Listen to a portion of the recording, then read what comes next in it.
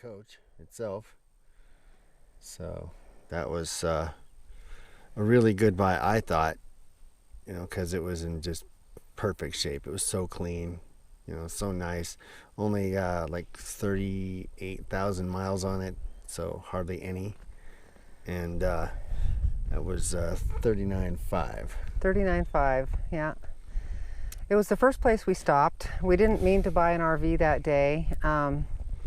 Those of you who have seen that video right there, I talked about what it cost us, know that we didn't take out loans to do it. We didn't have a house to sell to do it. It does take a bit of cash, I'm going to say. It does take a bit of money, but we had a retirement account that we decided to cash in because you never know what's going to happen in life. I mean, maybe we wouldn't still be alive by the time it's retirement time, and we figured Right. it's better to, it would be better for us to live now. Yeah. Don't Than worry try about to later. keep planning on later.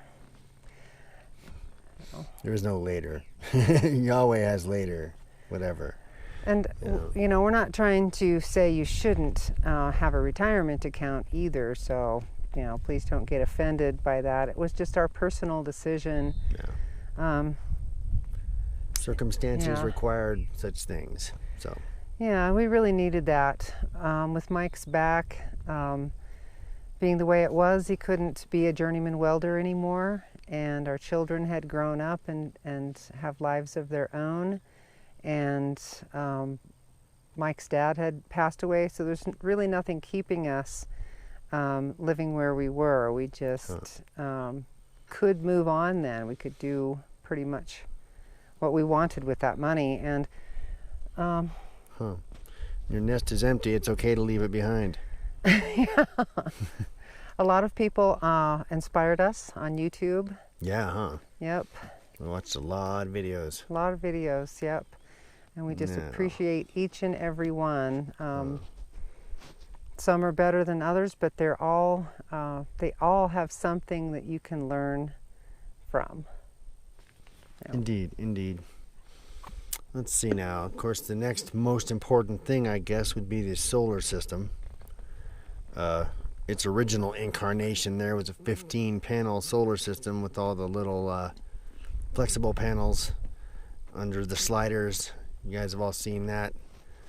All the flexible panels died. But all together, let's see, how did I had that figured out? It was like $5,000 worth of solar panels, something like that all together. And then the inverters was about 4,000, no, 3,000, excuse me. Yeah, because one was 1,700, one was 1,200. We started out with the gray one, which was 1,700, and quickly figured out that 1,700 what? $1,700 Oh. USD. There's lots of numbers that fly around. And Volts? What? yeah, 1,700 volts. I don't know. I know nothing about volts and watts and amps. We quickly figured out that there isn't enough sun where we were at in Oregon to charge the batteries enough to make that viable, so we needed a inverter charger, which is how we got the blue Ames Power 6,000 watt split phase. That thing has been awesome.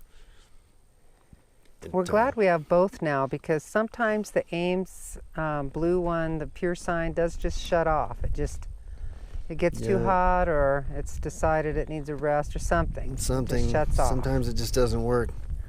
I'm not sure why. But then there's the gray one, so I just hook that up and off we go again. It's 5,000 watts, the GFI one there, the gray.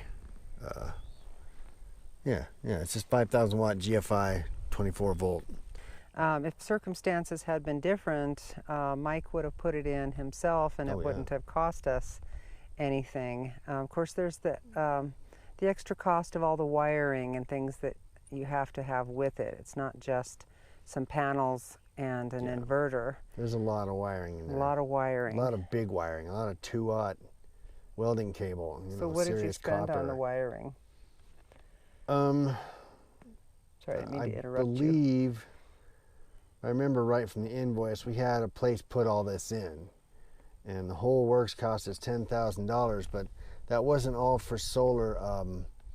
We had them redo the roof joints with the re-die-core all the lap joints on the roof, and I had them put in sway bars, stabilizers on the suspension as well. We also had them install all of our electric appliances because we didn't want propane appliances.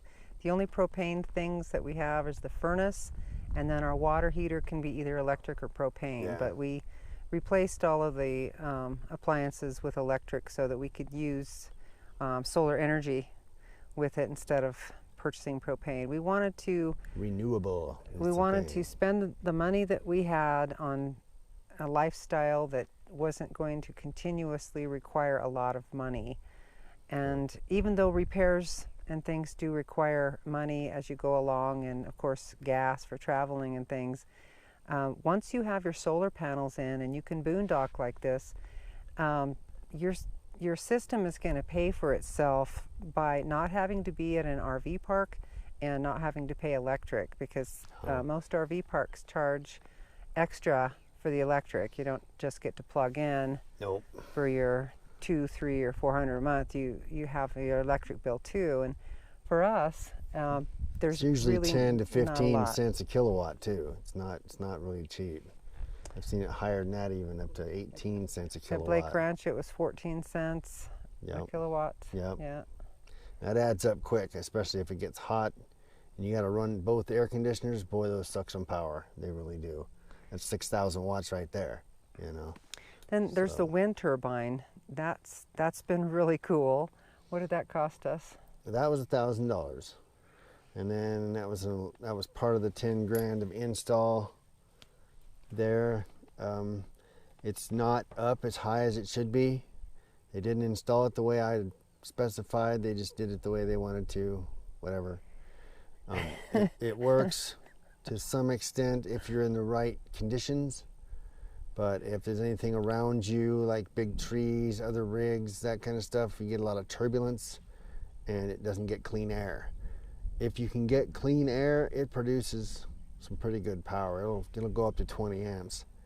And at night, that's pretty handy. Right. It keeps the batteries up and keeps our computers running, and we're watching TV, whatever we're doing, We cooking also dinner, so on. run a washer and dryer Yeah. and a dishwasher, and we have a business where we use sewing machines.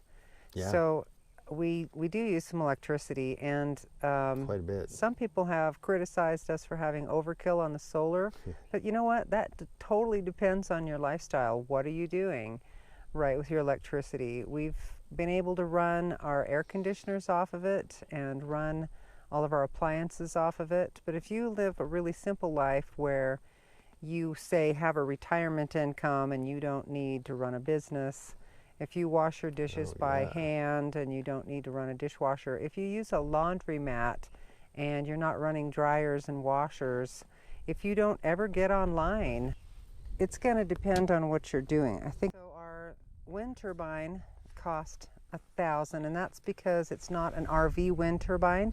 It's the smallest house wind turbine that you can get, and the reason we did that is because we wanted to make some serious energy.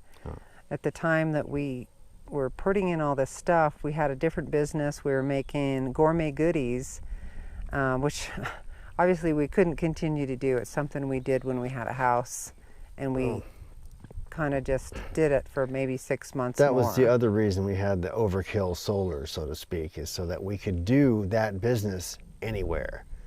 That's why I had 2,600 watts of solar on top of that thing and massive inverters, so we could run the equipment that we needed to run.